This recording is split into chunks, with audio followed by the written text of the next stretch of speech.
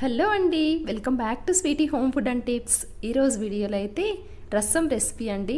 రసమే కదా రెసిపీ ఏంటి అనుకుంటున్నారా? కానీ ఈ రసం అయితే చాలా స్పెషల్ అనమాట. చాలా పోషకాలతో కూడిన రసం. ఈ రసాన్ని నేను మా అమ్మమ్మ దగ్గర నేర్చుకున్నాను. చాలా టేస్టీగా ఉంటుంది. ఇది ఎలా తయారు చేసుకోవాలో చూద్దాం. మనం ముందుగా బాగా పండిన టమాటోస్ని ఒక 4 దాకా తీసుకుని ఈ టమాటోస్ని బాగా వాష్ చేసుకుని చిన్న చిన్న ముక్కలుగా కట్ చేసుకుని తీసుకోవాలన్నమాట. ఇలా కట్ చేసుకున్న ఈ టమాటోస్ని ఉడికించుకోవడం కోసం మనం స్టవ్ మీద ఒక గిన్నె కానీ ప్యాన్ కానీ పెట్టుకొని అందులోకి టమాటోస్ని వేసేసుకోవాలి. ఇందులోకి ఇప్పుడు వాటర్ వేయాలండి. ఆ వాటర్ నార్మల్ వాటర్ కాకుండా ఇలా రైస్ వాష్ చేసుకున్న వాటర్ని యాడ్ చేసుకుందాము.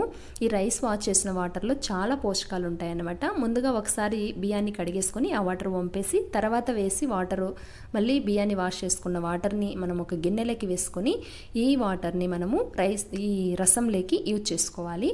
ఇప్పుడు ఈ వాటర్ని మనము తగినన్ని టమాటోస్లోకి వేసుకొని ఇందులోకి ఒక చిన్న లెమన్ సైజ్ అంతా చింతపండు కూడా ఇందులోకి వేసేసుకొని టమాటో ముక్కల్ని బాగా ఉడికించుకోవాలి. ఈ ఉడికేలోపు మిగతా ప్రాసెస్ చూద్దాము. ఒక గిన్నెలోకి మనం కారం పొడి 1 టేబుల్ స్పూన్, ధనియాల పొడి 1 టేబుల్ స్పూన్, అలాగే ఒక చిటికెడు పసుపు, అలాగే రసం పొడి కూడా 1 టేబుల్ స్పూన్ వేసుకొని ఇందులోకి రుచికి సరిపడా ఉప్పు కూడా వేసుకోవాలి. ఇప్పుడు టమాటోస్ ఉడికాయో లేదో ఒకసారి మనము చెక్ చేసుకుందాము. టమాటో ముక్కలు బాగా ఉడికితేనే మనకి రసం అనేది టేస్ట్ వస్తుందండి. ఇలా టమాటోస్ ముక్కలు బాగా ఉడికిపోవాలి.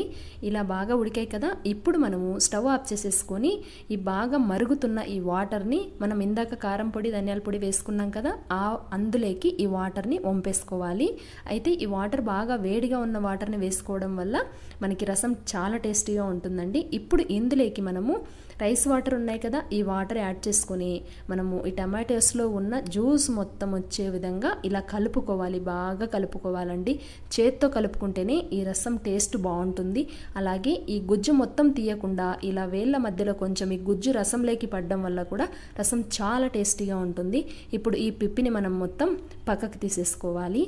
ఇప్పుడు ఇలా కలుపుకున్న ఈ రసంలోకి 1 టేబుల్ స్పూన్ దాకా బెల్లం తురుము, అలాగే ఒక 4 వెల్లుల్లి రెబ్బలు క్రష్ చేసుకొని ఆ వెల్లుల్లి రెబ్బలు కూడా ఇందులో కలుపుకోవాలి.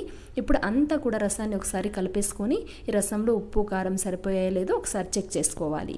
ఇందులోకి అన్నీ సరిపోయాయి అనుకుంటే స్టవ్ మీద ప్యాన్ పెట్టుకొని ఒక 4 టేబుల్ స్పూన్ల ఆయిల్ వేసుకొని అందులోకి కొద్దిగా ఆవాలు, కొద్దిగా జీలకర్ర, కొద్దిగా శనగపప్పు, అలాగే కొద్దిగా ఉల్లిపాయ ముక్కలు వేసుకొని అలాగే ఒక 4 వెల్లుల్లి రెబ్బలు కచ్చపచ్చగా దంచుకొని వేసుకోవాలి.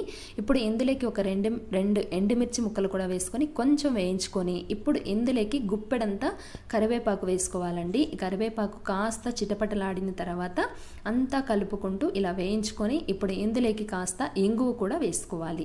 ఇలా ఇంగువ వేసుకున్న తర్వాత మనము కొంచెం కొత్తిమీర తురుము కూడా వేసేసుకొని ఒకసారి అంతా కూడా కలుపుకొని ఇందులోకి ఒక గెరిటెడ్ రసం ఫస్ట్ కొంచెం వేసి ఒక 2 సెకండ్స్ ఆగి తర్వాత మిగిలిన రసం అంతా వేసేసుకోవాలి.